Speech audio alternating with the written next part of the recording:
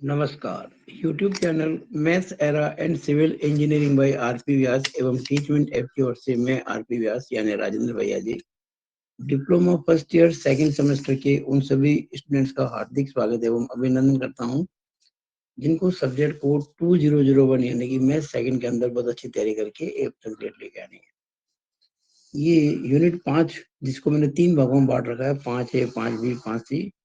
उसमें से 5A जो है टीचमेंट क्लास, उसका चौथा वीडियो है। आज इस वीडियो में हम कुछ बिंदु समझेंगे महत्वपूर्ण, क्वेश्चन भी करेंगे और आपको एक होम असाइनमेंट का भी काम देंगे।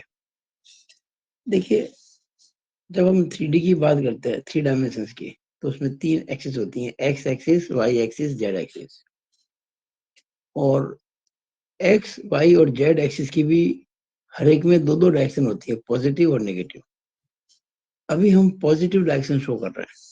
वो है ओरिजिन। ये ओ एक्स का मतलब एक्स एक्सिस, ओ वाई का मतलब वाई एक्सिस, ओ जेड का मतलब जेड एक्सिस। और हमने पॉजिटिव डायरेक्शन शो की है। इसकी नेगेटिव डायरेक्शन शो करनी होती तो कैसे करते?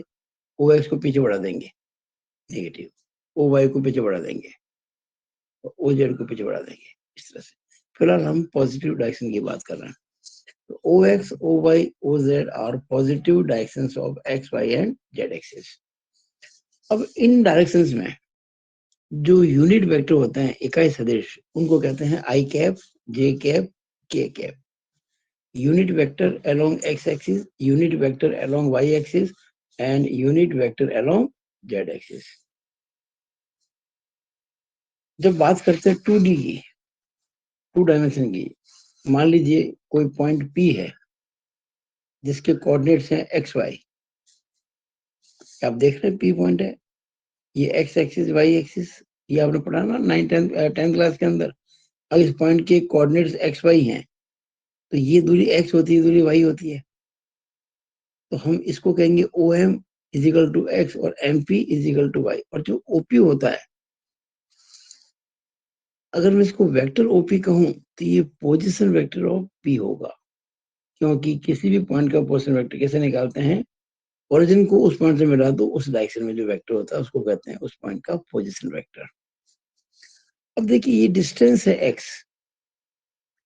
और इस दिशा में जो यूनिट वेक्टर है वो आई कैप। ये वेक्टर OM कितना हो जाएगा? x आई कैप। एक्स तो इसके हो गया मैग्नीट्यूड, आई कैप हो गया उस दिशा के अंदर यूनिट वेक्टर। और यूनिट वेक्टर को जब गुणा करते हैं मैग्नीट्यूड से उस वेक्टर की, तो वो पूरा वेक्टर आ जाता है। तो O M is equal to X I cap. इसी तरह से जो ये MP है हो जाएगा वाई जे कैप, क्योंकि वाई तो दूरी है और इस दिशा में जो यूनिट वेक्टर है वो जे कैप है। ये देखिए, मैंने बता रखा आपको, unit vector along Y axis. अच्छा, वाई एक्सिस की पॉजिटिव डायरेक्शन कहो या उसके पैरेलल कोई भी डायरेक्शन, वो होता है जे कैप। तो वाई जे कैप हो गया आपका MP। और आप जानते हैं ट्राइंगल ना, हमने पिछली वीडियोस देखे तो उसमें ये ट्राइंगल है OMP। ये OM MP, इसका जो रिजल्टेंट होगा वो होगा OP। OP क्या हो जाएगा? OM प्लस MP, यानी X I cap plus Y J cap. तो जो OP वेक्टर हुआ वो X I cap plus Y J cap होगा, जो कि इस P पॉइंट का पोजीशन वेक्टर होगा। OP equal to X I cap plus Y J cap. यानी अगर किसी पॉइंट के कोऑर्डिनेट्स पता हों तो हम उस पॉइंट का पोजीशन वेक्टर पता कर सकते हैं। सिमिलरली अगर हम बात करते हैं 3D की, 3D में हमारे कोई पॉइंट A माना जिसके कोऑर्डिनेट्स एक्स वाई जेड है, तो उस पॉइंट का पोजीशन वेक्टर क्या होगा? OA is equal to X I cap plus Y J cap plus Z K cap. चौथा पॉइंट, अगर कोई A वेक्टर है, A के ऊपर एरो लगा था ना, ये वेक्टर A कहलाता है। तो उसको अगर हम दो वर्टिकल लाइन के पीछे लिख दें तो उसका मॉडुलस हो जाएगा या उसका मैग्नीट्यूड हो जाएगा। तो वेक्टर A का मॉडुलस जो होता है इस प्रकार से शो किया जाता है, इसका मतलब मैग्नीट्यूड और मॉडुलस ऑफ वेक्टर A। अब बड़ी इंपॉर्टेंट चीज है, ये बहुत इंपॉर्टेंट चीज बताने जा रहा हूँ आपको मैं। किसी भी वेक्टर में अगर उसके मॉडुलस का भाग लगा देंगे तो उस दिशा में इकाई वेक्टर आ जाएगा, यूनिट वेक्टर आ जाएगा। यानी कि any vector upon modulus of that vector gives unit vector in that direction. जिस दिशा में वेक्टर ए है उस दिशा में यूनिट वेक्टर कितना होगा, तो उस वेक्टर में उसके मॉडुलस का भाग लगा दो। बिल्कुल वैसे ही देखिए, अगर मुझे मान लीजिए वेक्टर ए पता करना होता, मैं क्या करता, मैं ए कैप को गुणा करता इसके मॉडुलस से। बिल्कुल वैसे ही जैसे मैंने अभी एक्स को गुणा किया था आई कैप से, वाई को गुणा किया था जे कैप से, ऐसे ही मैं गुणा करता यहाँ पे वेक्टर ए निकालने के लिए ए के मॉडुलस को ए कैप से। तो ए कैप निकालने का तरीका हो गया। अच्छा, आपको अगर इस वेक्टर ए का मॉडुलस निकालने को कहा जाए तो √x² + y² + z²। अब मैं कुछ आपको एग्जांपल करा रहा हूँ। देखिए एग्जांपल 9, ये कोई बुक के एग्जांपल नहीं, मेरा बनाया हुआ एग्जांपल है। मैंने पिछले जो 3 वीडियोस हैं उसमें आपको 8 एग्जांपल करवा दिए, इसलिए उस सीक्वेंस को देखते हुए 9वां एग्जांपल है। वेक्टर ए आपको दे रखा है i + 2j + 3k, vector B भी आपको दे रखा है, आपको a + b और a - b निकालना है। a + b कैसे निकालेंगे, इन दोनों को जोड़ देंगे। अब जोड़ते कैसे, i के साथ में i, j के साथ में j, k के साथ में k, तो i + 2i + 2j - 3j + 3k + 2k साथ साथ लिख दिया। i + 2i 3i + 2j - 3k + 2j - 3j - j + 3k + 2k + 5k, ये हमारा आंसर आ गया। a - b निकालना आपको, तो a लिख दिया -b लिख दिया, ब्रैकेट खोलेंगे तो देखेंगे ये तो आई कैप, वहां से आप देखेंगे -2i कैप, ये लिख दिया पास में, यहाँ से 2j कैप, वहां से माइनस प्लस का 3j कैप, या प्लस का 3k कैप, वहां प्लस माइनस का 2k कैप। अब i - 2i - i + 2j + 3j + 5j + 3k - 2k + k, ये हमारा आंसर आ गया, -i cap + 5j cap + k cap. अगला एग्जांपल, आपको वेक्टर ए दे रखा है और आपको वेक्टर ए की दिशा में यूनिट वेक्टर पता करना है। You are required to find unit vector in the direction of vector ए।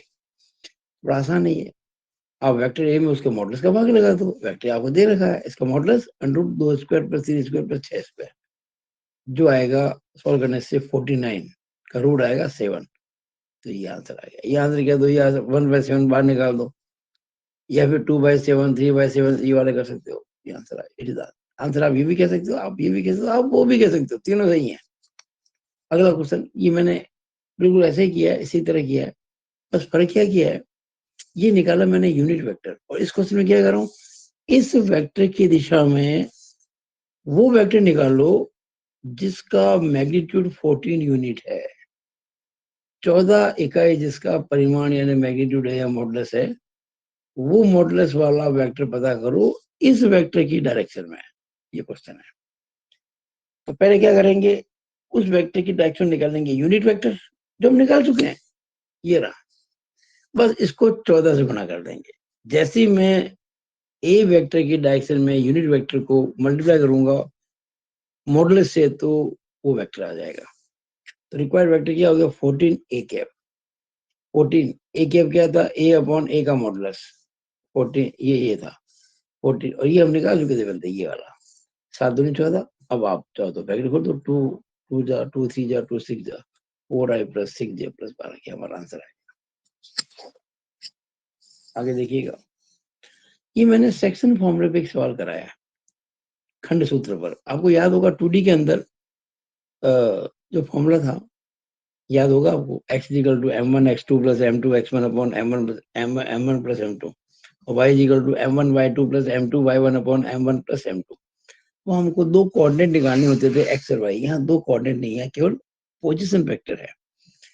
तो ए भी एक वेक्टर है जिसका इनिशियल पॉइंट ए है और टर्मिनेटिंग पॉइंट बी है।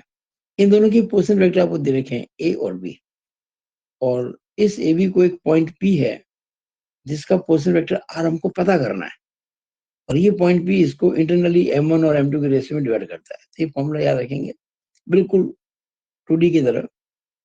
आर जो होगा, यहाँ xy नहीं निकालेंगे, हम निकालेंगे R, position vector of this point P, m1b + m2a / m1 + m2। अब ये क्वेश्चन आप देखिएगा, आपको ये कह रखा है कि वेक्टर ए बी है जिसमें ए का मतलब कैपिटल ए का पोजीशन वेक्टर जो है वो ए और कैपिटल बी का पोजीशन वेक्टर बी, और ए बी आपको दे रखे हैं, वेक्टर ए आपको दे रखा है जो कि पॉइंट कैपिटल ए का पोजीशन वेक्टर है ये 2i प्लस सी जे, और पॉइंट बी का पोजीशन वेक्टर जो वेक्टर बी है वो 3i प्लस 8k, और इस सी पॉइंट का पोजीशन वेक्टर सी आपको पता करना है,